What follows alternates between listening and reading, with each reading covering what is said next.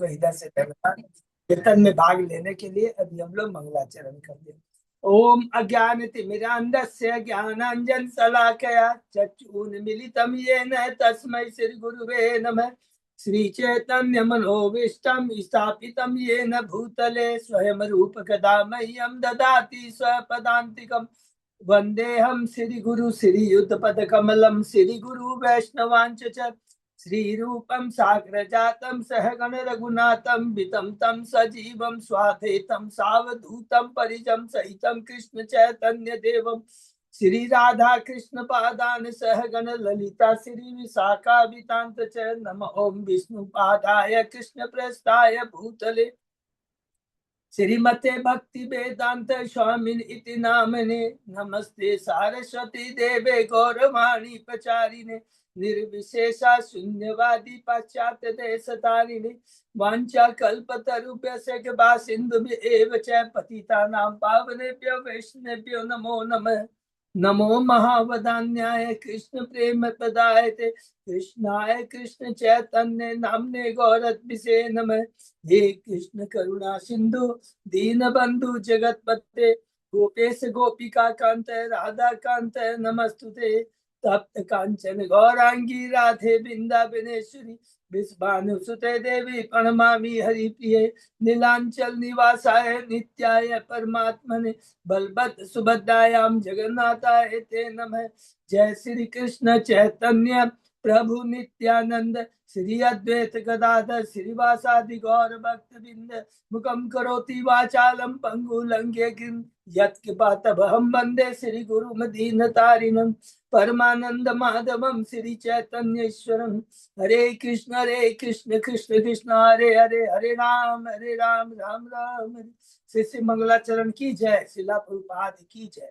हरे कृष्णा। आज के इस भागवतम चर्चा में सभी भक्तों का हार्दिक स्वागत है। सभी भक्तों के चरणों में मेरा सादर दंडवत प्रणाम है। राधा माधव राधा गोविंद परम वैष्णव गुरु की आचार्य परम आचार्य की असीम कृपा से हम सब भक्त लोग मिलकर सिर्फ भागवतम के ऊपर चर्चा कर पा रहे हैं। कैंटो 10 के अध्याय 84 में है कुरुक्षेत्र में ऋषियों के उपदेश। हरि बोल। और उसके पहले जो हमने चर्चा की है 83 अध्यायों तक संक्षेप में दोहराते हैं। 4 भाग में कैंटो 10 में चर्चा हो रही है। पहला पड़ाव है 1 अध्याय से 10 अध्याय तक गोकुल की लीला के बारे में। भगवान का प्राकट्य है। नंद बाबा नंदोत्सव बनाते हैं, गर्ग मुनि नामकरण करते हैं, भगवान पुतना सटकासुर तेनावत का वध करते हैं। और 2 मुख्य लीला है उनके बारे में हमने पढ़ा, गोवर्धन सॉरी दामोदर लीला और यमलार्जुन का उद्धार। 11 अध्याय से लेकर करके 37 अध्याय तक वृंदावन की लीलाओं के बारे में पढ़ा, जिसमें भगवान ने अगासुर का वध किया है। ब्रह्म विमोहन लीला है, ब्रह्मा जी की स्तुति है।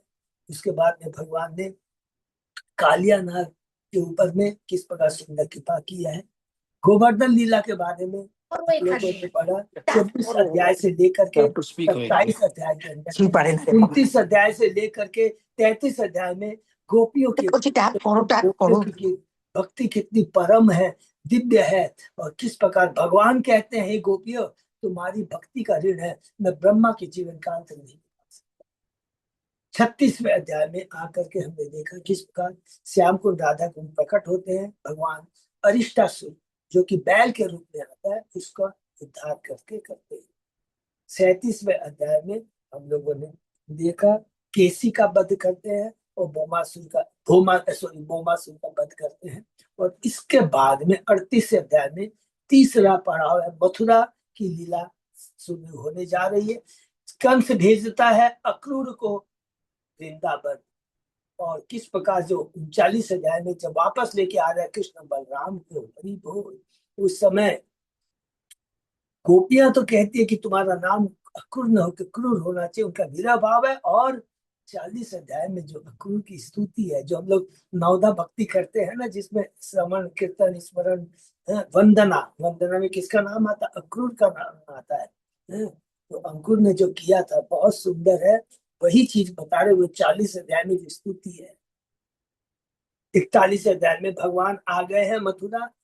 42 अध्याय के अंदर में भगवान ने यज्ञ धनुष तोड़ा, 43 आदमी हाथी का वध किया और 44 अध्याय के अंदर में कंस को मारकर मथुरा वासियों को कंस के अत्याचार से मुक्त किया। 45 अध्याय में भगवान गुरुकुल में जाकर शांति मुनि के आश्रम में 64 दिनों में 64 कला सीखते हैं। 46-47 अध्याय में भगवान भेजते हैं इसको, उद्धव को। कहाँ भेजते हैं? वृंदावन में। और उनके माध्यम से दिव्य शिक्षा मिलती है। उद्धव बताते हैं गोपियों की भक्ति के बारे में, कहते हैं कि मुझे अगला जन्म यदि मिले तो मुझे वृंदावन में घास के रूप में मिले और गोपियों के चरण पड़ने से मेरा जीवन धन्य हो जाएगा। 49 अध्याय में भगवान हस्तिनापुर भेजते हैं कुरकुर। और 50वें अध्याय में हमने पढ़ा अब भगवान तैयारी कर रहे हैं कहाँ जाने की? अब द्वारका। तो गोकुल की, वृंदावन की, मथुरापुर की यात्रा पूरी, अब भगवान द्वारका जाने की तैयारी कर रहे हैं। कहाँ से शुरू होता है? जरासंध के आक्रमण से मथुरा के ऊपर में 17 बार भगवान उसको हराते हैं। 18 बार भगवान स्वांग करते हैं, नाटक करते हैं कि मैं हार गया, मैं डर गया हूँ, अब मैं भाग रहा हूँ। और भगवान तैयारी करते हैं मथुर द्वारका की। बहुत सुंदर जो द्वारका की स्थापना हुई है, कितना लंबा चौड़ा और किस तरह का बना, हम लोगों ने इसका वर्णन डिटेल में 50वें अध्याय में पढ़ा है। और अब द्वारका जाने के पहले भगवान किस पर कृपा करते हैं? काल यवन के ऊपर और मुचकुंद के ऊपर। 52 अध्याय में हम देखे भगवान पहुंच गए हैं द्वारका। यहाँ से लीला शुरू होती है इसकी। द्वारका की लीला कहाँ से शुरू होती है? माता रुक्मणी के माध्यम से शुरू होती है। किस प्रकार भगवान स्थापित करते हैं कि श्रवण केवल एकमात्र मेरे ऊपर होना चाहिए। रुक्मणी बताती है कि उसने सदैव केवल कृष्ण के बारे में श्रवण किया था और भगवान को अपने हृदय में स्थापित किया। भगवान भक्त की पुकार को सुनते हैं। 53 अध्याय में भगवान आते हैं कुंडिकापुर और माता रुक्मणी का अपहरण करके ले जाते हैं। 54 अध्याय में बहुत भगवान द्वारका ले आते हैं रुक्मणी को। लेकिन यहाँ पर एक जो शिक्षा है, जब भगवान आ रहे थे द्वारका कुंडिकापुर से, रुक्मी बहुत अवरोध करता है, उनका पीछा करता है। भगवान उसको मारना चाहते हैं लेकिन रुक्मणी को आसक्ति है कि अरे मेरा भाई है। तो भगवान बलराम के बोलने पर छोड़ तो देते हैं, केवल उसकी मूंछ और बाल काटते हैं, लेकिन एक जो शिक्षा देते हैं, हे रुक्मणी, जो भगवान का विरोध करता है अर्थात जो सब जीवों से विरोध करता है, उसके प्रति तुम्हारी ये जो करुणा है ये उचित नहीं है। क्योंकि अगर भगवान के प्रति ईर्ष्या करने का मतलब है सभी जीवों के प्रति ईर्ष्या करना, ये बलराम कहते हैं। ये आसक्ति छोड़ दो। तुरंत गुरु का आदेश पाकर करके रुक्मणी की चेतना में परिवर्तन आ जाता, लिखा है तो। रोना धोना बंद, तो बता दे ये ज्ञान है। ये 54 अध्याय में बहुत सुंदर, हम लोगों ने 53 अध्याय में या कि 54 अध्याय में ये बहुत सुंदर है। उसके बाद में भगवान वैदिक रीति से ब्याह करते हैं रुक्मणी से। 55 अध्याय में भगवान श्री कृष्ण और रुक्मणी के प्रथम पुत्र होते हैं। एक एक पत्नी से भगवान ने 10 पुत्र और एक पुत्री की थी, तो 16,108 रानियां इंटू 3 कर लेंगे, ये पूरा परिवार है भगवान श्री कृष्ण का द्वारका के अंदर में। तो 55 अध्याय में प्रद्युम्न के बारे में पढ़ा। 56 अध्याय में भगवान ने और 2 पट रानियों से, दूसरी कौन सी है? जामवंती है। तीसरी कौन है? सत्य भामा है। और 57 अध्याय में भगवान सत्ताजीत का वध करते हैं। लेकिन बहुत बड़ी शिक्षा है ये जो 2 इसमें हमने पढ़ा था कि किस प्रकार जब अक्रूर चले जाते हैं द्वारका छोड़ते, तो भगवान का भक्त है, भगवान उसको वापस लाना चाहते हैं अक्रूर को। एक तो ये लीला था और दूसरा भगवान सत्ताजीत को मार के ये स्थापित करना चाहते थे कि देखो ये धन सोना है, सम्यक मणि किस प्रकार लोगों में ईर्ष्या, बैर, दुश्मनी पैदा करती है। 58 अध्याय में भगवान ने और 5 पटरानियों से ब्याह किया है। कालिंदी, मित्रबंदा, सत्या, भद्रा और लक्ष्मण। और 59 अध्याय में 16,000 8 पटरानियां हो गए, 16 और बाकी 16,100 रानियों से भाने भगवान ने ब्याह किया है, जिसका वर्णन अब लोगों ने 59 अध्याय में पढ़ा। कैसे वो नरकासुर को मार करके भगवान 16,100 रानियों का उद्धार करते हैं। और जिसमें मुख्य कौन सी रानी है? जो अपना रोहिणी है। ये भी हम लोगों ने, जो कि अभी रिसेंटली हम लोगों ने पढ़ा है किसमें, 83 अध्याय, 83 अध्याय में है, पढ़ा है कि जो द्रौपदी का जो भगवान की पटरानियों और रानियों से वार्तालाप है, हमने 60 अध्याय 60 अध्याय के अंदर में हमने देखा कि किस प्रकार रुक्मणी के संग भगवान परिहास करते हैं, लेकिन उस परिहास के अंदर में एक दिव्य शिक्षा देते हैं। और भगवान रुक्मणी की बातों को कहते हैं, हे रुक्मणी, तुम मेरे अतिरिक्त अन्य किसी को नहीं हो सकती थी, क्योंकि तुमने मेरी भक्ति की है, तो अपनी चेतना सदैव मेरे में बनी रही है, और मैं तुम्हें आशीर्वाद देता हूँ, ऐसी चेतना सदैव तुम्हारी मेरे मन में बनी हुई है। ये खुद भगवान कहते हैं रुक्मणी को देखिए, परीक्षा लेता है रुक्मणी, परीक्षा में सक्सेस होती है, अर्थात चीजों को शिक्षा देती है। तो वास्तव में कृष्ण ही परम है, उन्हीं की शरण की आकांक्षा इच्छा करनी चाहिए, बाकी सब बंधन का कारण।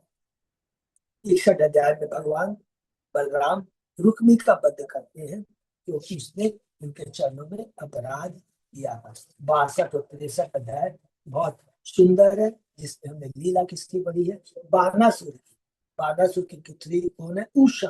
उषा और अनिरुद्ध का विलय में 62 अध्याय में। 63 अध्याय में भगवान बानासुर पर किस प्रकार कृपा करते हैं, और कहते हैं, कह बात कहते हैं कि ये प्रहलाद के वंशज में है, हे शिव, मैं कैसे उसको मार सकता। 64 अध्याय में नृग के ऊपर भगवान कृपा करते हैं, क्योंकि उस नृग राजा ने एक भगवान के परम भक्त को मंदिर स्थापना करने में, भगवत गीता भागवतम का प्रचार करने में मदद की थी। 65 अध्याय में भगवान बलराम जाते हैं वृंदावन, और वृंदावन की लीला के माध्यम से जब भगवान का अनादर करती है, कौन, यमुना देवी अनादर करती है, तो भगवान उसको दंड के रूप में दंड देकर स्थापित करते। कभी गुरु के आदेशों का पालन कभी भी नहीं। हर जगह देखेंगे, याद आ गया बात करते करते, दो चीज का ध्यान रखें, बिना गुरु की कृपा के, जब द्वापर त्रेता युग, सतयुग ले लीजिए, त्रेता युग ले लीजिए, इवन भगवान राम का ब्याह, इवन भगवान राम का ब्याह सीता से बिना लक्ष्मण की कृपा से नहीं हुआ था। जब भगवान राम का ब्याह होने जा रहा है, भगवान तो लंबे हैं, सीता रानी केवल 6 साल की है, भगवान 12 साल के हैं। माला वर देना है, सीता देवी सोचती है कैसे माला पहनाऊं, लक्ष्मण की तरफ देखती है, लक्ष्मण भी आते हैं, भगवान के चरणों में पड़ जाते हैं, तो भगवान जैसे ही झुकते हैं लक्ष्मण को उठाने के लिए, सीता महारानी उनको माला पहना देती है। तो इसीलिए कहीं भी आप देखेंगे बिना लक्ष्मण के हो ही नहीं सकते। तो ये लक्ष्मण जी का ये याद आया कि बलराम जी जो भगवान ने 65 हमने पढ़ा कि भगवान यमुना देवी के माध्यम से किस प्रकार कृपा प्रदान करती है। 66 अध्याय में पौंड्रक को भगवान ने सारूप्य मुक्ति प्रदान किया है। 67 अध्याय में दिव्य बानर का बलराम वध करते हैं। 68 अध्याय ये पूरा देखिए बलराम जी का। 68 अध्याय में भगवान जी सांब का जो लक्ष्मण से विवाह होने जा रहा है, दुर्योधन की पुत्री है, भगवान के चरणों में अपराध करता बलराम, वहां भगवान शिक्षा देते हैं गुरु के आदेशों का कभी भी निरादर नहीं करना चाहिए। 69 अध्याय से एक पड़ाव चेंज होता है द्वारका की लीला में। वो क्या है कि नारद जी आते हैं, भगवान के परम भक्त, किस प्रकार द्वारका में आते हैं और किस प्रकार भगवान शिक्षा देते हैं, किस प्रकार नारद जी बताते हैं भगवान के ऐश्वर्य के बारे में। 16,108 रानियों के लिए अलग अलग महल, और एक किस प्रकार क्षत्रिय गृहस्थ को जीवन यापन करना, मैंने गृहस्थ को, वो क्षत्रिय का रूप में है भगवान यहाँ पर द्वारका में, लेकिन गृहस्थ का क्या पालन है, किस प्रकार अपने पत्नी के प्रति, किस प्रकार गुरु के प्रति, किस प्रकार डेली दिनचर्या होनी चाहिए, भगवान अपने आचरण से कर करके हमें दिखाते हैं। जो 69 अध्याय में था। 70 अध्याय में अब भगवान तैयारी कर रहे इंद्रप्रस्थ जाने के लिए। लीला क्या है, नारद जी आते हैं, युधिष्ठिर महाराज को राष्ट्रीय करना है, और उधर ब्राह्मणों के राजाओं का दूत है, बंदी राजाओं जिसको जरासंध ने बंद कर रखा था, उसका दूत आता है, अरे हमारे राजा चाहते हैं कि आप आइए हे प्रभु, और जरासंध के अत्याचार से जरासंध को हरा कर या मार कर करके हमें बंधन से मुक्त कीजिए। और इधर नारद जी कहते हैं आपका प्रिय भक्त युधिष्ठिर राष्ट्रीय यज्ञ करना चाहता है। भगवान कंफ्यूज होते हैं, लीला है भगवान की। उद्धव से सलाह लेते हैं, उद्धव की सलाह मानते हैं, धन्यवाद देते हैं।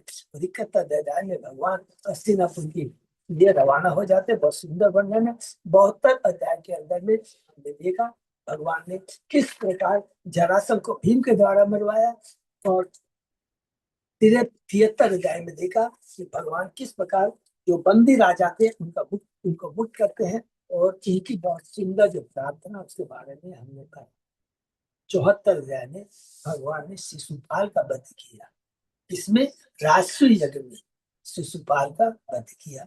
75 अध्याय में हमने देखा दुर्योधन का मान गर्दन के बारे में, मान मर्दन के बारे में बहुत पढ़ा। तो 76 अध्याय में जो कि बहुत ही सुंदर है जिक्र की 76 77 अध्याय, उसमें भगवान ने किसका वध किया एक एक करके। साल्व का जो कि असुर प्रवृत्ति के, और जो जो एक एक असुर थे एक दूसरे का संग दे रहे थे, भगवान से ईर्ष्या करते थे, भगवान के विरोधी थे, भगवान ने उनका उद्धार किया।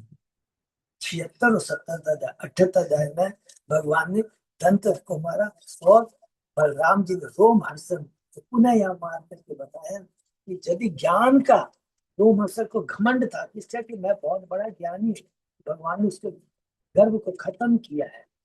और 70 अध्याय में भगवान शिक्षा देने के लिए बलराम, देखो प्रायश्चित, ऋषियों ने कहा देखिए आपने रोमहर्षण तो ब्राह्मण था, आपने उसका वध किया तो उसको प्रायश्चित करना पड़ेगा। तो भगवान लीला करते हैं बलराम जी की नहीं प्रायश्चित करना चाहिए, और तीर्थ यात्रा में निकल जाते हैं। और जो तीर्थ यात्रा में निकलते हैं एक बहुत इंपॉर्टेंट चीज है जो कि हम लोग को नजरअंदाज नहीं करना है कि भगवान कहाँ जाते हैं तीर्थ करते करते, कुरुक्षेत्र आते हैं। किसके देखते हैं कि युद्ध समाप्त हो चुका है या समाप्ति के अंत में है, और इस समय कौन कौन युद्ध कर रहा है। गदा युद्ध, दुर्योधन और भीम। कहते हैं छोड़ दो रोक दो, लेकिन रुकता नहीं है। तो यहाँ पर प्रभुपाद जी कहते हैं कि ये भाग्य नहीं, अर्थात भगवान भाग्य है सबका, उन्होंने निर्धारित कर रखा था। तो भगवान का जो आदेश है उसको भी बलराम जी अवहेलना नहीं करते, क्योंकि गुरु है, वो बताना चाहते जो भगवान चाहते हैं वही तुमको करना है। और बलराम जी के माध्यम से ही हमें भगवान को प्राप्त कर सकते हैं। केवल बिना बलराम जी की कृपा के, बिना नित्यानंद की कृपा के भगवान की प्राप्ति नहीं हो सकती है, भगवान नहीं मिल सकते। बिना राधा रानी के कृष्ण की भक्ति प्रेम नहीं मिल सकता है। एक बाएं हाथ में है राधा रानी, एक दाहिने हाथ में, याद रखें बाएं हाथ में है राधा रानी, दाहिने हाथ में है नित्यानंद। बहुत इंपॉर्टेंट चीज। फिर उसके बाद में 80 और 81 अध्याय के अंदर में हम लोगों ने बहुत सुंदर कर कि द्वारका के अंदर में हम लोगों ने पढ़ा कि किस प्रकार सुदामा की लीला। 80 और 81 अध्याय में एक शुद्ध ब्राह्मण है, एक परम भक्त है, ब्राह्मण तो है ही लेकिन भगवान का परम भक्त है। और भगवान ने कितना सुंदर बात क्या है, हे मित्र निसंदेह तंदुल के ये थोड़े से दाने न केवल मुझे अपितु सारे ब्रह्मांड को तुष्ट करने वाले हैं। ये दो जो एक जो सेंटेंस है, और दूसरा रुक्मणी देवी कहती है हे प्रभु आपकी तुष्टि में ही जगत की तुष्टि है। खुद भगवान भी कहते हैं और भक्त भी कहता है। तो इसलिए अगर हम भगवान को प्रसन्न कर लेंगे तो सारा ब्रह्मांड प्रसन्न हो जाएगा। जड़ में हम जल देंगे तो सारा पेड़ हरा भरा हो जाएगा, पेट में अन्न देंगे तो सारा शरीर पुष्ट हो जाएगा। और ये चीज तो सुदामा की लीला से मालूम पड़ता है। और दूसरा सुदामा की लीला से मालूम पड़ता है कि भगवान धन उसी को देते हैं जो धन के प्रति आकृष्ट होता है। माने ये चीज थोड़ा कंफ्यूजन नहीं होना है। अगर हम भक्त नहीं है और भगवान की भक्ति करते हैं, भगवान बोलेगा ठीक है ले लो कोई बात नहीं, लेकिन क्या होता है भगवान की ही मांगना चाहिए। भगवान से मांगने से लाभ क्या होता है, धीरे धीरे भगवान वो आसक्ति को ही खत्म कर देते हैं। ये बहुत इंपॉर्टेंट चीज है। और देवता से मांगेंगे तो हमारी आसक्ति और बढ़ेगी, क्योंकि देवता में क्या है, वो किस मुझकुंद को क्या कहा था देवताओं ने कि हम तुम्हें ब्रह्मांड की कोई भी चीज चाहिए सुख दे देंगे, एक चीज नहीं दे सकते, मुक्ति नहीं दे सकते, वो तो मुक्ति दाता तो केवल एक कृष्ण है। तो एकदम संक्षेप में इतना समझ में आ गया कि हमें भक्ति किसकी करनी चाहिए, कृष्ण की ही करनी चाहिए। लाभ ही लाभ है, क्योंकि वो माता है, शाश्वत माता, टेम्परेरी भी नहीं। अभी तो भौतिक जगह में जो माता पिता सब टेम्परेरी, कृष्ण तो शाश्वत माता पिता तुम। तो ये 82 अध्याय में हमने पढ़ा। 83 अध्याय के अंदर में जो अभी हम लोग ने चर्चा की थी, भगवान श्री कृष्ण की रानियों से द्रौपदी की वार्ता है। लेकिन यहाँ शिक्षा क्या है, ऐसे नहीं कि हम कि दोनों प्रश्न कितने किया। द्रौपदी ने परम भक्त है किसके बारे में, कृष्ण के बारे में। और सारी 16,000, पहले तो 8 नहीं 9 रानियों की बात करेंगे, 8 पट रानियों ने अलग अलग कृष्ण के ग्लोरीफाई किया है। और 16,108 रानियों की जो प्रेजेंट करती है रोहिणी माता ने, उसने भी कृष्ण को ग्लोरीफाई किया और कृष्ण रोहिणी के बारे में बताया है। प्रभु प्राद जी ने महान भक्त है। उसके बाद में अभी 84 अध्याय है, इसके बारे में हम लोग पढ़ेंगे। तो भगवान कुरुक्षेत्र में 83 अध्याय में 82 अध्याय में हमने पढ़ा है, जो कि हमने थोड़ा बीच में गैप करके 80 81 में सुदामा की लीला। 82 अध्याय के अंदर में भगवान कहाँ आते हैं, सूर्य ग्रहण के समय कुरुक्षेत्र में आते हैं। सबसे पहले भगवान राजाओं से मिलते हैं और राजाओं कितने सुंदर बात कहते हैं, क्या कहते हैं कि हे प्रभु, ये आपके द्वारका वासी कितने भाग्यशाली है जो आपके संग रह रहे हैं। और ये बात किसने कही थी, ये सेम चीज जब कैंटो 1 में पढ़ा था। 90वें अध्याय के अंदर में भगवान पांडवों को कुरुक्षेत्र के युद्ध के बाद में भीम के पास लेके जाते हैं। तब भीम कहता है, अरे मेरे बच्चों, ये जो तुम्हारे बगल में खड़ा है ना त्रिभंगी, यही काल है, यही सब कुछ है। ये देखो तुम लोग कितने भाग्यशाली हो, तुम्हारा अर्जुन का सारथी बना है। हे युधिष्ठिर, तुमको बड़ा भाई समझ के प्रणाम करता है, तुम्हारे पांव छूता है। यही ब्रह्मांड का परम नायक है, नायक परम नायक है। तो सेम चीज यहाँ राजा कहते हैं इस बात को, बहुत सुंदर है 82 अध्याय में। उसके बाद में भगवान नंद बाबा से मिलते हैं, यशोदा माता से मिलते हैं, फिर गोपियों से मिलते हैं, ये 82 अध्याय में। 83 अध्याय में फिर द्रौपदी भगवान की रानियों से वार्तालाप करती है। और 84 अध्याय में अभी हम लोग जो चर्चा कर रहे हैं ये बहुत इंपॉर्टेंट है, जिसके अंदर में भगवान किससे बात कर रहे हैं, पूरे ब्रह्मांड से आए हुए ऋषियों से बात कर रहे हैं। और शिष्यों को भगवान कहते हैं, अब हमारा जीवन निश्चित रूप से सफल हो गया है, क्योंकि हमने पर जीवन का जो परम लक्ष्य है, महान योगेश्वरों का दर्शन कर लिया है, जो देवताओं के भी दुर्लभ है। अर्थात सत भगवान के प्रमाणिक गुरु आचार्यों का दर्शन बहुत ही दुर्लभ है, ये यहाँ पर भगवान स्थापित करते हैं।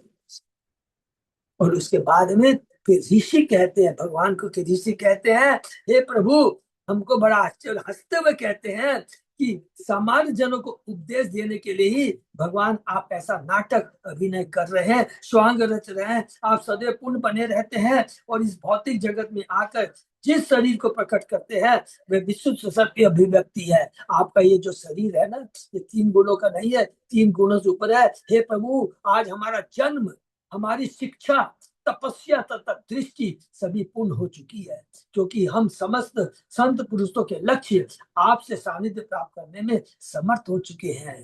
क्योंकि जीवन का लक्ष्य क्या है, भक्ति का लक्ष्य क्या है, तपस्या का उद्देश्य क्या है, ध्यान का उद्देश्य क्या है, केवल कृष्ण को प्राप्त कर। हम भगवान श्री कृष्ण को नमस्कार करते हैं, जिन्होंने अपनी योग माया द्वारा अपनी महानता को छिपा रखा। हरि बोल। तो यहाँ पर तुलसा जी हम लोगों ने जो चर्चा किया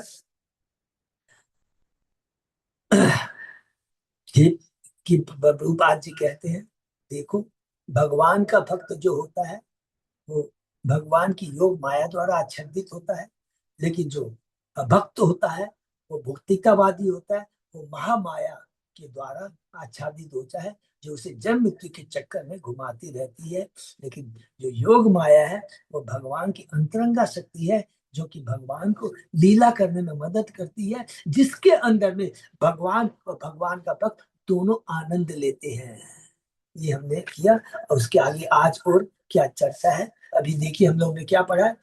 भगवान ने ऋषि मुनियों से वार्तालाप की, ऋषि मुनियों ने भगवान का ग्लोरीफाई किया। अब आगे सुखदेव गोस्वामी जी क्या कहने जा रहे हैं, इसको हम लोग बहुत ध्यान से आज पढ़ेंगे। ये 84 बहुत शिक्षा।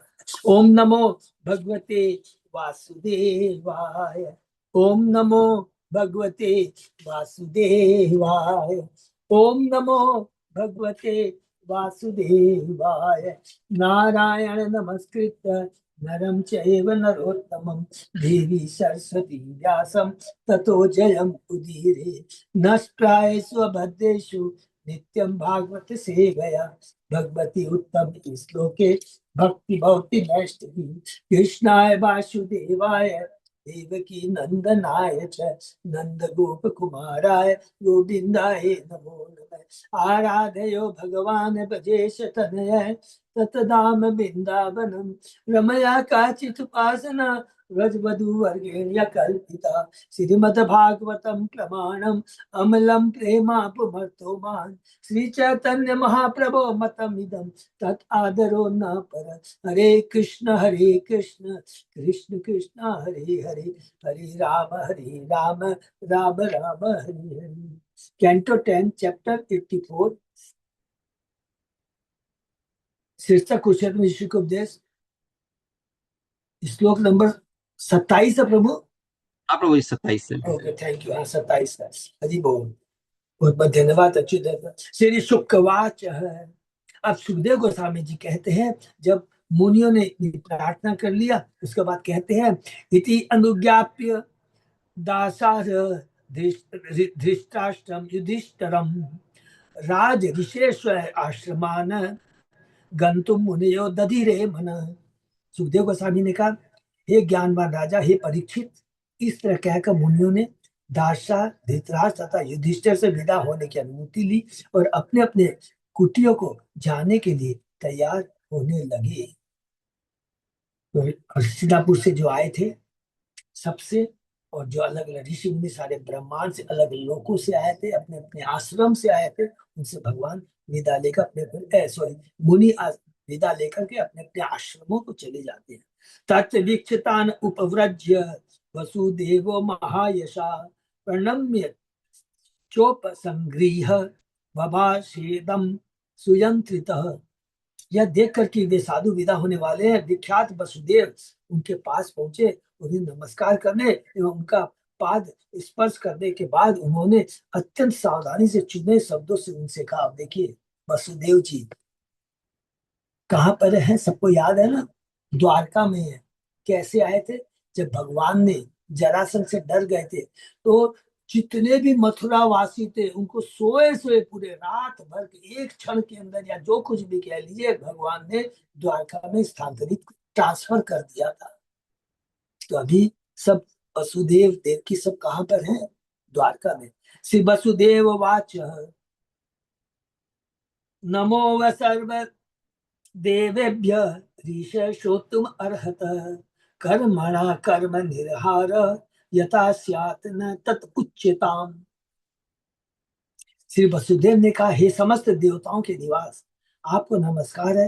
हे ऋषियों, कृपा करके मेरी बात सुनिए। कृपा कर हमें यह बताएं कि मनुष्य का कर्म फल किस तरह आगे कर्म करके विनष्ट किया जा सकता है। हरि बोल। तो श्री कृष्ण भगवान ने देखिए ये प्रश्न किस लिए कहा है, एक एक चीज को हमको समझना है। क्योंकि भगवान श्री कृष्ण की वार्ता से वसुदेव जी ने दो चीज देकर ध्यान से सीखा। पहले तो कहते थे मेरा पुत्र है, लेकिन जब ऋषि कहने लगे आप ही तो ब्रह्मांड के सब कुछ है, तो वसुदेव सोचने लगा अरे ये मेरा पुत्र भगवान है।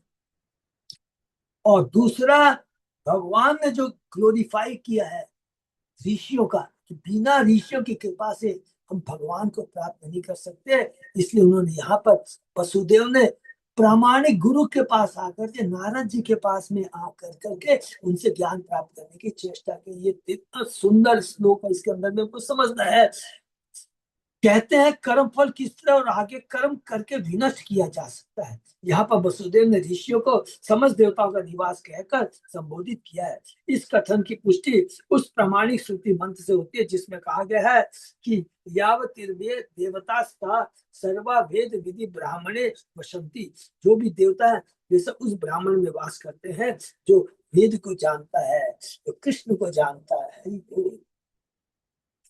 श्री नारद वाच न अतिचित्तम इदम विप्रा वसुदेवे बुधुस्सया कृष्णम मत्वा अर्भर्कम यत् न पृच्छति श्रेय आत्मन।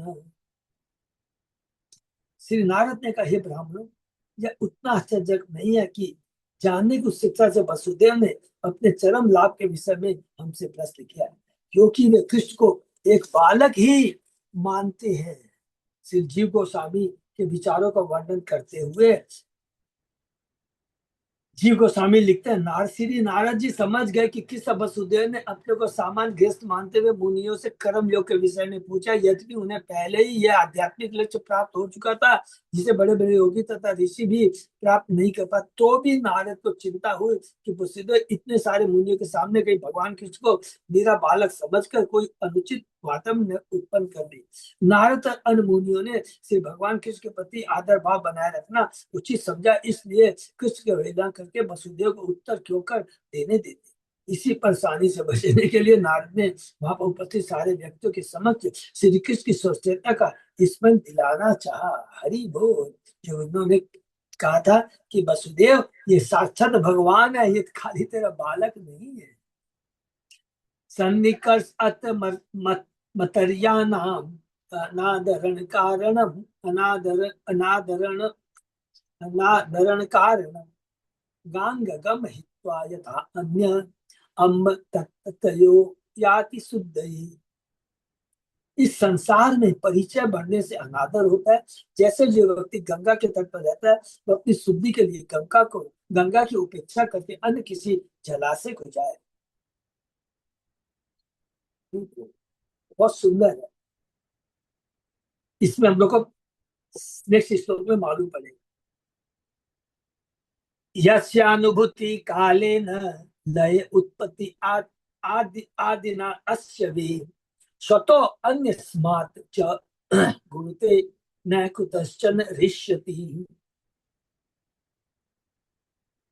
तम कलेश कर्म परिपाक गुण प्रवाहे अव्याहत अनुभवम ईश्वरम अद्वितीयम प्राणादि भी स्वविभवे उप गुतम अन्यो मन्येत सुरीव मेघ हिमो उपरागे। भगवान की चेतना कभी भी काल द्वारा, ब्रह्मांड की सृष्टि तथा संहार द्वारा, अपने ही गुणों में परिवर्तन द्वारा या किसी अन्य कारण से, चाहे वह स्वजनित हो या बाह्य, विचलित नहीं होती। हरि बोल। क्योंकि भगवान परम त्यागी है, कोई भी कोई चीज उनको विचलित नहीं कर सकते, इसलिए भगवान को अच्युत भी कहा गया है, परम त्यागी भी कहा है। भले ही अद्वितीय भगवान की चेतना भौतिक कष्ट द्वारा, भौतिक कर्म द्वारा या प्राकृतिक निरंतर प्रवाह द्वारा प्रभावित न होती हो, किंतु तो भी सामान्य व्यक्ति यही सोचते हैं कि भगवान प्राण तथा अन्य भौतिक तत्वों की अपनी सृष्टि से आच्छादित है। जिस तरह कोई व्यक्ति यह सोचता है कि सूर्य बादल बर्फ या ग्रहण से ढक गया है, ये तो भगवान की योग माया का प्रभाव है। भगवान कभी भी प्रभावित नहीं होते हैं। भगवान एक साधारण मनुष्य की तरह लीला करते हैं, बद्ध जीवों पर कृपा करने के लिए, उन्हें शिक्षा देने के लिए। इस संसार की वस्तुएं किसी न कारण से नष्ट हो जाती है। काल स्वयं ही प्रत्येक सृजित वस्तु का अंत में क्षय करता है। उदाहरणार्थ, एक फल पहले पकता है किंतु उसके बाद कोई चाहे उसे खाए या सड़ जाने। कुछ वस्तुएं यथा आकाश की बिजली प्रकट होते ही नष्ट हो जाती है, जबकि अन्य वस्तुएं बाह्य अभिकर्ताओं द्वारा सहसा नष्ट कर दी जाती है। जैसे कि मिट्टी का पात्र हथौड़ों के द्वारा नष्ट किया जा सकता है। जीवित वस्तुओं तथा अन्य वस्तुओं में जिसका अस्तित्व अल्पकालिक है, गुणों का प्रवाह निरंतर होता है। वे विनष्ट की जाती है और उनके स्थान पर दूसरी वस्तुएं ला दी जाती है। हरि बोल। इन सब के विपरीत भगवान की चेतना कभी भी किसी वस्तु द्वारा छिन्न नहीं होती। मनुष्य अपने ज्ञान के ही कारण भगवान को भौतिक परिस्थितियों के अधीन सामान्य मनुष्य समझ लेता है। मर्त्य लोग अपने कर्म बंधन तथा उसके फलस्वरूप सुख दुख के द्वारा आच्छादित रहते हैं, किंतु भगवान कभी भी अपने ही अंशों द्वारा आच्छादित नहीं हो सकते। इसी तरह प्रियद सूर्य बादलों बर्फ तथा ग्रहणों जैसी क्षुद्र घटनाओं का स्रोत है, इसलिए वह कभी इनसे आच्छादित नहीं होता। भले ही सामान्य प्रेक्षक दर्शक ऐसा सोचता हो। ये तो टेम्पररी है। बरसात आती है, बादल आ जाते हैं, सूर्य को छिपा ले, इसका मतलब नहीं कि सूर्य को निगल गए वो या सूर्य गायब हो गए। उसी प्रकार यहाँ पर इस श्लोक के अंदर में नारद जी जीव तत्व, ईश्वर तत्व और प्रकृति के बारे में बताते हैं। इस भौतिक जगत के अंदर में जो कुछ है सब नश्वर है और इसी द्वंद के चलते जीव भ्रमित रहता है। और ये द्वंद कौन करवाते हैं? तीन गुण कराते हैं, सत्वगुण, रजोगुण, तमोगुण। आप तमोगुण में, रजोगुण में है, ये मेरा है, ये नहीं। थोड़ा सा हम भगवान की भक्ति है, भक्तों का संग करते हैं, या कोई अच्छे विचार वालों से सुनते हैं तो सतोगुण में आ जाता है, तो भाव क्या आ जाता है, नहीं नहीं नहीं, उनको संतोषी जीवन है। तो इसी तरह ये सुख दुख लाभ द्वंद चलता रहता है तीन गुणों के चलते, क्योंकि ये भगवान की सृष्टि है, बहिरंगा शक्ति का प्राकट्य है। लेकिन भगवान कभी भी इससे विचलित नहीं होते, शाश्वत है, सब कुछ भगवान से ही आता है। एक चीज, और जो चीज आता है भगवान से, ये हमें विचलित ना करे, इसका क्या उपाय है? इसका एकमात्र उपाय है, एकदम सिंपल है, युक्त बैरागी बन जाइए, अर्थात उसको भगवान की सेवा में लगा दीजिए। तो वो तीन गुण कभी भी हिम्मत नहीं है, भौतिक होते हुए भी हमको बांध नहीं सकती, ये गारंटी है। यदि उसी चीज को हम उसको आध्यात्मिकता में परिवर्तित कर देते हैं, अगर आज एक धूप बत्ती है, ये कलम हम जिसको यूज कर रहे हैं, अभी भगवान की सेवा में यूज हो रहा है, तो कभी इसको भौतिक नहीं समझना चाहिए। कोई भी चीज जो भगवान की सेवा में यूज होता है, वो भौतिक न होकर आध्यात्मिक हो जाती है। इसका बोलने का मतलब यह है कि वो कभी भी आपको बांध नहीं सकेगी। तो इससे वहां पर कुछ भी धन हो, कोई भी कुछ भी चीज हो, किस्त को केंद्र में रखकर यूज करेंगे तो वो आध्यात्मिक हो जाएगी। आप उसको यूज करें, इसको कहते हैं युक्त बैरागी। हर चीज को युक्त यूज करता है, लेकिन उसके प्रति उसके प्रति आसक्त नहीं होता है, उसमें लिप्त नहीं होता, आसक्त नहीं होता, लिप्त नहीं होता है। ये पूरा चीज यहाँ पर नारद जी बता रहे हैं। अतो उचो मुनयो राजन आभाष्य आनक दुंदुभि, माने वसुदेव सर्वेशाम श्रीमताम राज्ञाम तथा एव अच्युत राम है। सुखदेव गोस्वामी ने कहा, हे राजा, जब मुनियों ने वसुदेव को संबोधित कर फिर से कहा, जबकि भगवान अच्युत हैं, तथा बलराम से सारे राजा सुन रहे थे। देखिए क्या, जबकि भगवान अच्युत है, बलराम से सारे राजा सुन रहे थे। वो कर्मणा कर्म निर्हार ईश साधु निरूपित यत् श्रद्धया यजेत विष्णु सर्व यज्ञेश्वरम मखी। मुनियों ने कहा, यह निश्चित निष्कर्ष निकाला जा चुका है कि कर्म को उसके आगे और भी कर्म करके निष्फल किया जाता है। जब मनुष्य श्रद्धा पूर्वक समस्त यज्ञों के स्वामी विष्णु की पूजा करने के साधन स्वरूप वैदिक श्राद्ध संपन्न करता है। हरि बोल।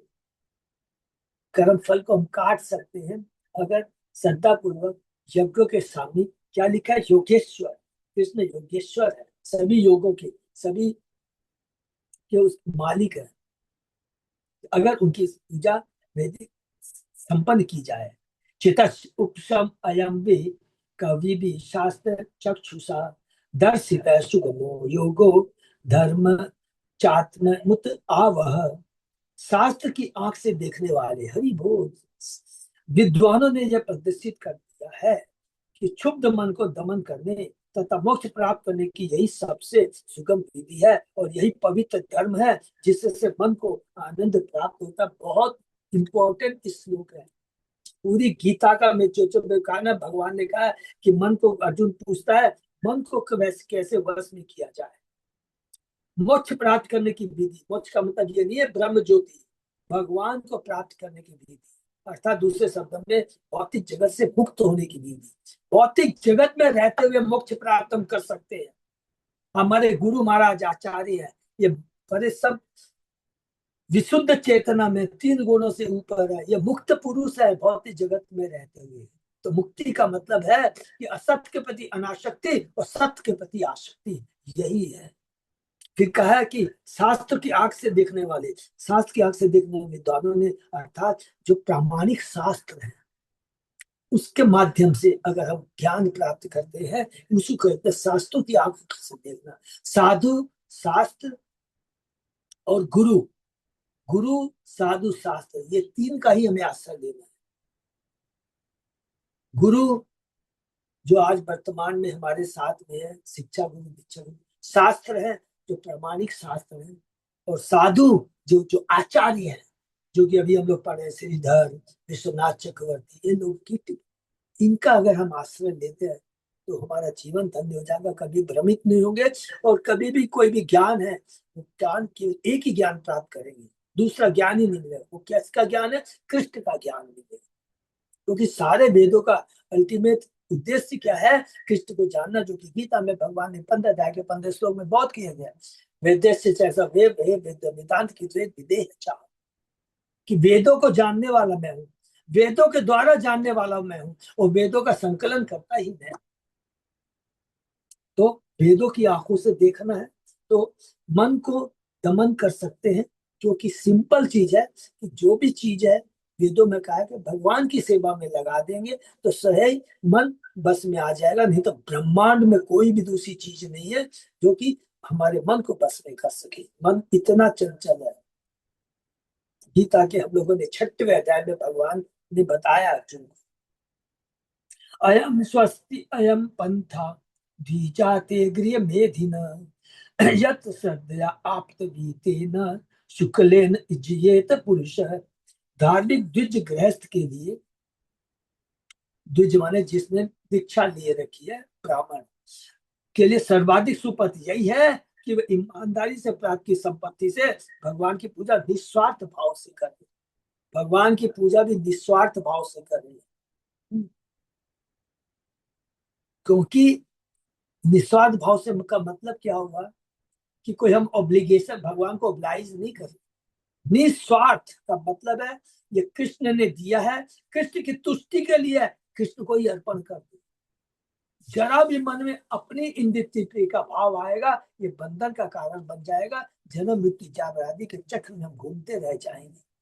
कितनी सिंपल और कितनी दिव्य सूक्ष्म विधि यहाँ भगवान, यहाँ नारद जी बता रहे हैं।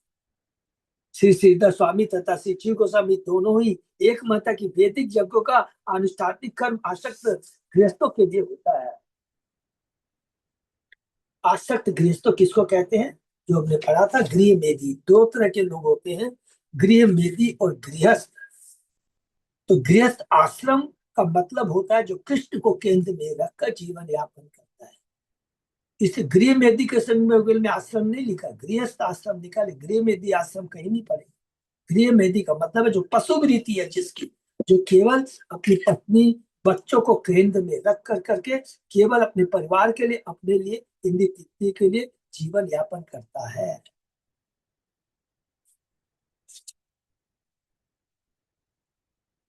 दो लोग पहले से कृष्ण हमने वैराग्य प्राप्त है तथा स्वयं वसुदेव उनके भगवत गीता भागवत में बताया गया भगवान के भक्तों उनके अष्टभि के रूप में उनके नाम प्रसादम तथा उनकी शिक्षाओं के प्रति श्रद्धा उत्पन्न करने की ही आवश्यकता रहती है। यही कृष्ण भावना बाधित है और कुछ नहीं।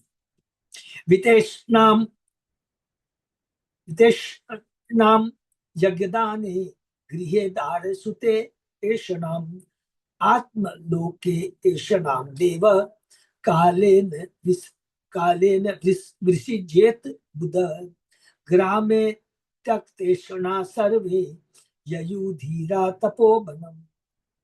बुद्धिमान पुरुष को चाहिए कि यज्ञ करके तथा दान कर्मों के द्वारा संपत्ति की अपनी इच्छा का परित्याग करना सीखे। संपत्ति की अपनी इच्छा का परित्याग, इसे उसे गृहस्थ जीवन के अनुभव से पत्नी तथा संतान की अपनी इच्छा का परित्याग करना सीखना चाहिए। ये संत वसुदेव उसे काल के प्रभाव का अध्ययन करके अगले जीवन में उच्चतर लोक में जाने की अपनी इच्छा का परित्याग करना सीखना चाहिए। जिन आत्मसन्नी मुनियों ने गृहस्थ जीवन के प्रति अपनी आसक्ति का इस परित्याग कर दिया है, वे तपस्या करने के लिए वन में जाते हैं। असंख्य उदाहरण है। पृथु महाराज को ले लीजिए, भरत महाराज का जो चरित्र हमने पढ़ा है, किसी को भी आप देख लीजिए, तुरंत बिना आसक्ति के जीवन, गृहस्थ जीवन, ये गृहस्थों के लिए बोला है नहीं, क्योंकि वसुदेव गृहस्थ है, त्यागी बनना है। त्यागी का मतलब ये नहीं है, बहुत सुंदर चीज है, ये इंपॉर्टेंट चीज है। हमको योगियों की तरह, ज्ञानियों की तरह त्याग नहीं करना है कि कुछ चीज को, हमको फल्गु त्यागी नहीं बनना है, हमें युक्त वैरागी बनना है। ये देखेंगे हमारे भक्ति साहब सिंधु में, और ये युक्त वैरागी और फल्गु वैरागी का भागवतम में, मुस्लिम कैंटो 11 में, सब अलग अलग जो हम लोग पढ़ेंगे। ये केवल गीता से हमें ज्ञान प्राप्त होता है। कहते हैं कि देखो भौतिक जगत में आए, गृहस्थ जीवन हमने एक्सेप्ट किया है, तो गृहस्थ जीवन के प्रति लापरवाही भगवान कहते बहुत बड़ी दंडनीय है। जो गृहस्थ जीवन हमने एक्सेप्ट किया है, पति पत्नी, बच्चों के प्रति, समाज के प्रति, ऋषियों के प्रति, दोस्तों, जो कुछ भी ले लीजिए, संबंधियों के प्रति, सबका अपना अपना ऋण होता है और उसको चुकाना है। चुकाना मतलब उसको, हमको उसका पालन करना, ये है हमारा धर्म, ये है गृहस्थ धर्म। लेकिन उनके प्रति आसक्ति रख कर करके केवल सब कुछ भूल जाना, वो कहता है गृह मेधि। लेकिन अगर गृहस्थ के जो नियम है उसका पालन करते हुए कृष्ण को केंद्र में रख करके जीवन यापन करते हैं, उसको कहते हैं गृहस्थ आश्रम, और वही भक्त होता है। और वही जीवन का सारा काम किया है जितने भी बड़े बड़े राजा हैं, इसलिए उनको राजर्षि कहा गया है, वो सिंपल राजा नहीं है। इसलिए कई बार मन में आता, कभी भी हम लोग को भी नहीं मालूम, अरे सब कुछ छोड़ देना, नहीं, ये बहुत बड़ा अपराध है और कभी भी भक्त भी नहीं बन पाएंगे हम। गृहस्थ को बच्चों का बहुत ध्यान रखना है, पति पत्नी का बहुत ध्यान रखना है, ये हमारा धर्म है, इसको हम रिजेक्ट, नजरअंदाज नहीं कर सकते। भगवान खुद नाराज हो जाएंगे। स्वयं भगवान, देखिए हम लोगों ने अभी पढ़ा 69 अध्याय के अंदर में, किस प्रकार 16,108 रानियां हैं, 108 महल, सबके संग में कितना सुंदर ढंग से गृहस्थ जीवन पालन, दिव्य आनंद का अनुभव आ जाएगा, भगवान प्रसन्न हो जाएंगे। कंडीशन खाली एक है कि उसके अंदर लिप्त मत हो, केवल आसक्ति कृष्ण में रखो। धर्म, कर्तव्य, देखिए एक होता है कर्तव्य और एक होता है धर्म। सनातन धर्म तो है कृष्ण की पूजा करना, जीवन स्वरूप कृष्ण देना, लेकिन कर्तव्य जो है उसको कभी भी नजरअंदाज नहीं करना चाहिए। तो भगवान ये बहुत इंपॉर्टेंट बात नारद जी बता रहे हैं।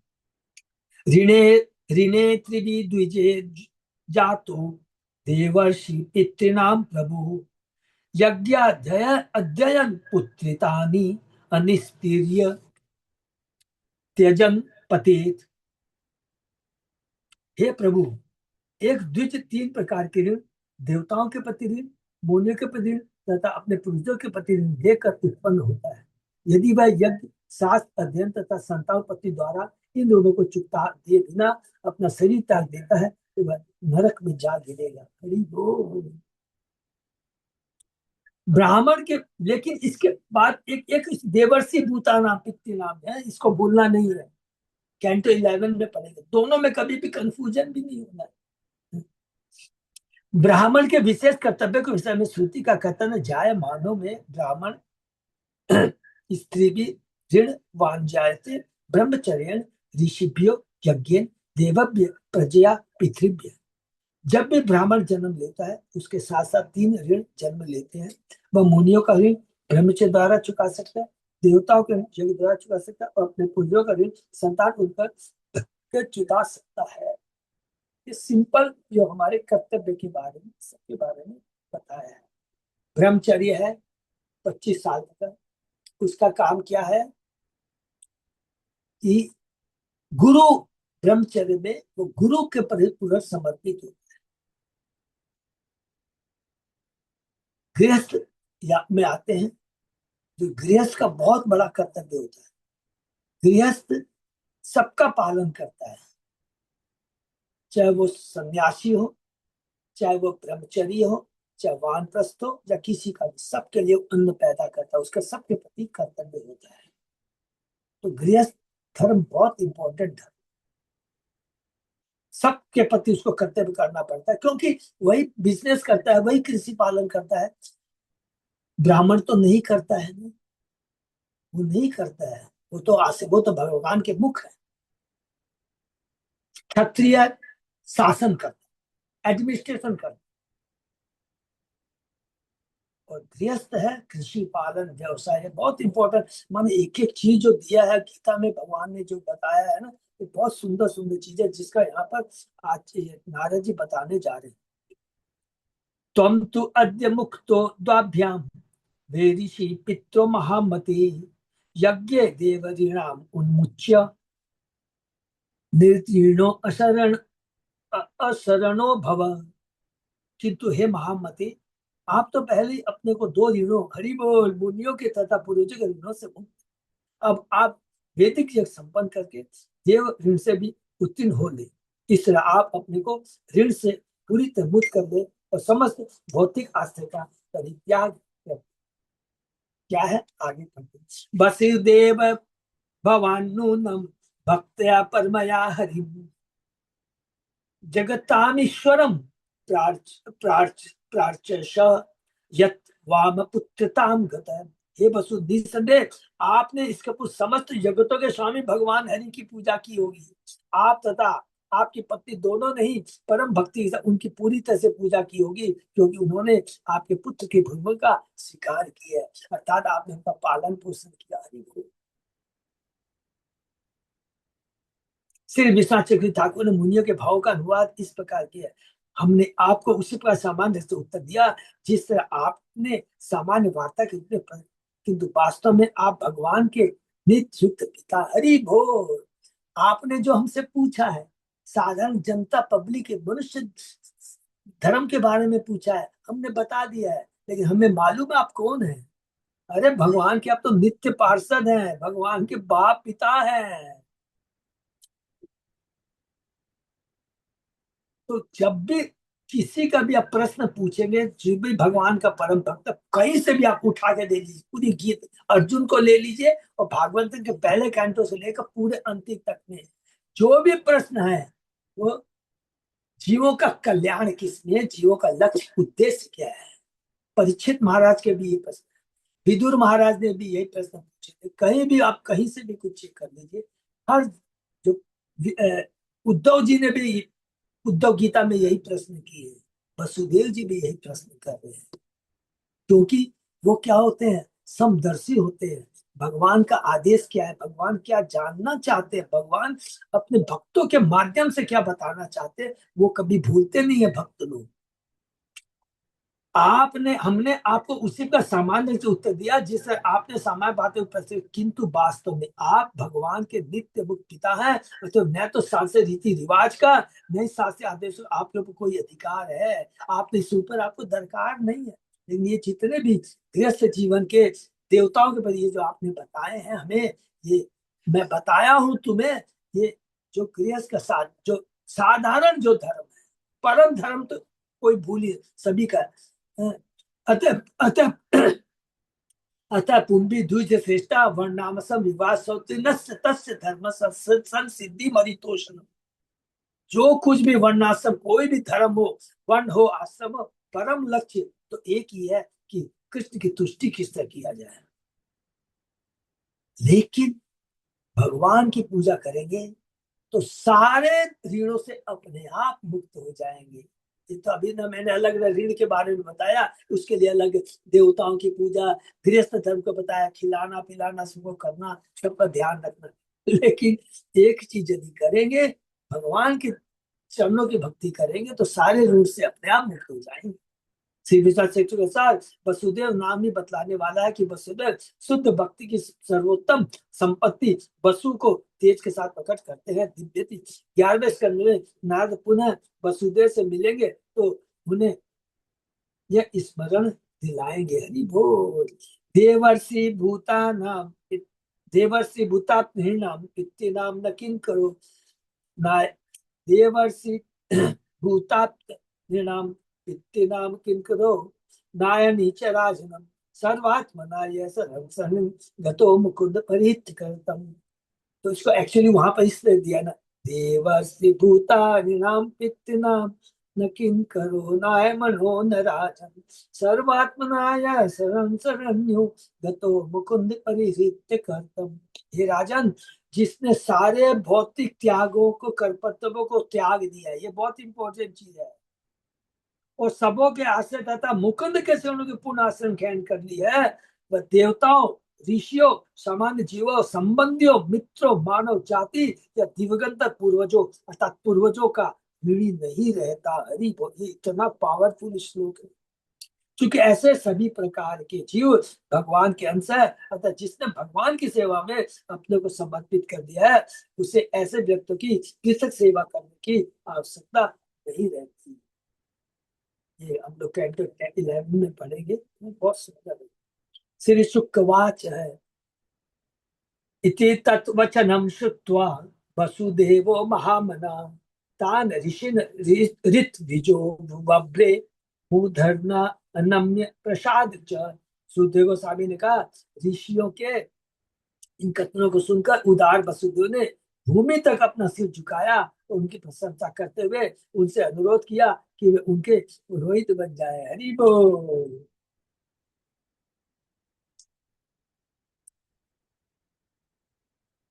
ते एनम ऋषयो राजन ऋता धर्मेण धार्मिकम तस्मिन् अयाचयन क्षेत्रे मके उत्तम कल्पकी। हे राजा, इस तरह अनुरोध किए जाने पर ऋषियों ने पवित्र वसुदेव को कुरुक्षेत्र के स्थान पर कठोर धार्मिक नियमों के अनुसार तथा उत्तम अनुष्ठानिक व्यवस्था के साथ अग्नि यज्ञ करने में लगा लिया। हरि बोल। हम लोग विराम दे सकते हैं और काफी है। यही पर हम लोग विराम देते हैं। बहुत बहुत धन्यवाद। किसी का कोई प्रश्न? ये देखिए पूरा अध्याय है, पूरा इसको एकदम एक एक कंसेप्ट कंफ्यूजन क्लियर हो जाएगा। एक होता है बहुत सकाम कर्मी और एक होता है ज्ञानी। ज्ञानी क्या करता है? सकाम कर्मी। सकाम कर्मी माने उसको एक तरह से गृहमेधी टाइप का ले लीजिए। और एक ज्ञानी है, मैं कुछ नहीं करूंगा, अरे कुछ भी करूंगा तो मेरे को इसके प्रति आसक्ति हो जाएगी, सब कुछ त्याग देता है। तो भक्त क्या करेगा? भक्त क्या सकाम कर्मी होता है क्या? या वो बड़ा ज्ञानी होता, सब कुछ छोड़ देता है? भक्त जिसको कहते हैं, देखिए ये चीज जब तक हम लोग ये देवर्षि भूताना पितृ नाम की इस लेवल तक नहीं पहुंच जाते हैं, भक्त का काम क्या रहता है? भक्ति भी करता है और उसकी आसक्ति भी रहती है, भौतिक आसक्ति भी रहती है। कभी ये हमेशा कभी नहीं बोलना वो भक्त है, रियल में वो भक्ति कर रहा है, नाटकबाजी नहीं कर रहा है।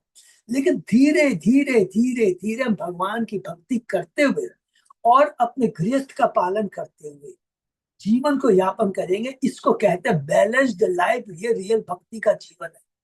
अपने आप स्वतः ही धीरे धीरे धीरे हम लोगों की कर्तव्य हम नहीं भूलेंगे, देखेंगे कर्तव्य करते रहेंगे, लेकिन आसक्ति उससे करती चली जाएगी, जीवन धन्य हो जाएगा। भगवान वही चीज चाहते हैं, इसी को भक्ति कहते हैं और इसी चीज को भगवान ने यह अनुमोदन किया है। और यही चीज भगवान के भक्त नारद जी वसुदेव को समझाने जा रहे हैं। कहीं भी नहीं लिखा भगवान ने कि अपने कर्तव्य को नजरअंदाज कर। तो संक्षेप में एक ही चीज का, कृष्ण को केंद्र में रख के यदि हम काम करेंगे तो स्वतः ही हमारा जीवन परम आनंदमय हो जाएगा, परम आनंदमय हो जाएगा। और उस आनंद में जीवन में क्या रहेगा ना, शोक मोह, जय पराजय, लाभ हानि, अरे ये हो गया, ये पति से झगड़ा हो गया, ये पुत्र को छोड़ के चला गया, ये पुत्र वधु ने ऐसा कुछ, स्वतः ही हमको तुरंत याद आ जाएगा। भगवान कहते हैं ना, देवी है सा गुण मम माया दुरत्या। क्योंकि भगवान सबसे पहले हमें ये बताना चाहते हैं गीता के माध्यम से, अपनी औकात को समझो।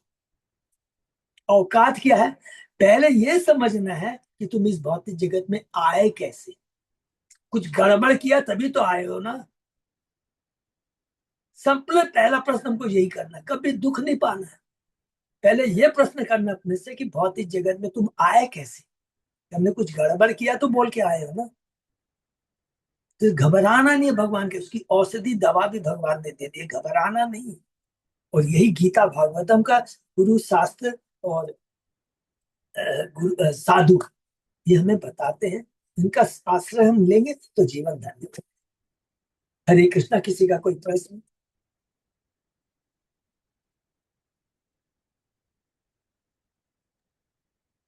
सबको बहुत बहुत धन्यवाद। यहीं पर हम लोग विराम देते हैं और थोड़ा सा 2 मिनट बात कर लेते हैं। हम तो धन्यवाद देते हैं सबसे पहले हमारे अच्युत अजय दास प्रभु को। 3 तारीख को गए हैं, पूरा मेहनत करके एकदम पूरा उन्होंने वहां पर किया और पूरा इंक्वायरी लिया है और इधर में हमारे गोपाल चांदगोटिया प्रभु पूरा का पूरा डिटेल, वहां पर वो एक शांतनु प्रभु है, सबसे बात करके बहुत सुंदर दोनों ने मिलकर स्थापना की है। तो समरी में यही बता देंगे, प्रभु ने पोस्ट तो कर दिया है फाइनल, अच्युत दत्ता सब लोग ने, जगन्नाथ कोर्ट के अपने सब लीडर चेक कर लेंगे कृपा कर करके कि ये है कि हम लोग को एक दिन का रूम का भाड़ा देना है, लेकिन दूसरा रूम प्रभु ने बोला इतनी गर्मी है ना, अगर हम सोचेंगे कि चेकआउट करके निकल जाएंगे तो बहुत परेशान हो जाएंगे। तो प्रभु ने वहां बात किया, अच्युत अजय दास प्रभु ने मैनेजर से, राजा है आर के राजा से, तो बहुत उन्होंने उनको कन्विंस करके ये कहा कि ठीक है हम आपसे सेकंड डे का 3300 रुपया नहीं लेंगे, वो केवल हम लोगों से 1200 या 1250 रुपया लेंगे, और जितने भी हमको रूम चाहिएंगे उतने वो नहीं मिलेंगे, उतने ही रूम मिलेंगे जितने उस दिन की बुकिंग नहीं होगी, क्योंकि शनि रविवार को बहुत बुकिंग रहती है, तो कमिटमेंट नहीं कर पाते हैं, लेकिन फिर भी वो चेष्टा कर कर करके करेंगे। तो क्या करेंगे हम लोग, अगर सब बोलेगे नहीं तो इतना थोड़ा है, तो हमारे डिपेंड करता है कि 15 रूम सपोज हमको मिले, तो 15 रूम मिले इंटू 1300 रुपया करके लेगा, डिवाइड जितने हम लोग रहेंगे, तो चार चार पांच भी रहेंगे तो 300-400 रुपया पर हेड और एक्स्ट्रा आएगा, ज्यादा नहीं आएगा, लेकिन आराम से एसी रूम में रह करके सामान भी कहीं ले जाना नहीं पड़ेगा,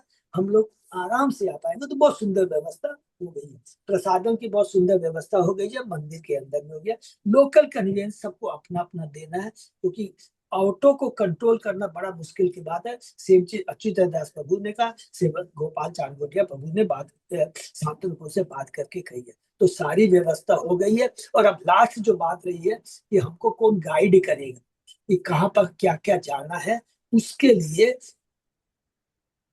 गोपाल चांदगोटिया प्रभु ने शांतनु प्रभु से बात की है, और अपने आप वो जाएंगे ना, या इन दिनों 2-3 दिन में बात करके हमारे पास में पूरा शेड्यूल भी आ जाएगा, अच्युत दास साहब दोनों मिलकर बता देंगे कि हमारा शेड्यूल कैसे रहेगा, कि पहले दिन हमको दूर का कर लेना है तो सबसे अच्छा रहेगा, जिससे दूसरे दिन रिस्क नहीं होगा, और दूसरे दिन हम बगल बगल करें, तो वो हम 1-2 दिन में कर लेंगे, लेकिन सब लोग तैयार रहिए।